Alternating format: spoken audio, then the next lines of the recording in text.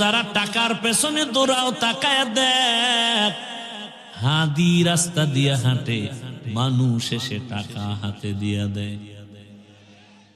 এই টাকার গোলামেরা পায়খানা খাওয়ার জন্য দৌড়াও, দিন রাত চেহারাটা ভূতের মতো করে ফেলেছো, ঘুম নাই খানা নাই। আরো কি বলছে, আমার টাকা না দিলে মেরে ফেলবো। দাঁড়ায় রইছে, কথা বলতেছে, একজনে 50,000 টাকার বান্ডিল দিয়া কয় নাও। সারা ওয়ার্ল্ডের থেকে টাকা আসে তার অ্যাকাউন্টে। এটা কি পাওয়ারে? হ্যাঁ,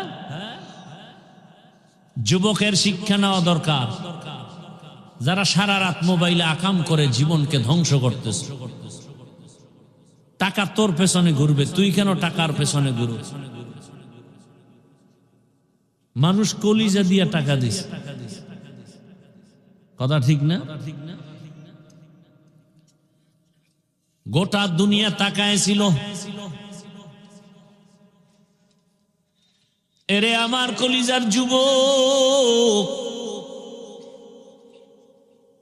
কি পরিমাণ সম্মান আল্লাহ দিয়েছেন, টাকার কারণে না, ক্ষমতার কারণে না, নৈতিকতা আর সুন্দর আদর্শ, সুন্দর চরিত্র। গোটা দুনিয়াতে আর ডাক্তার জাকির নায়করে কে না চিনে, কে না জানে? Homeopathic doctor.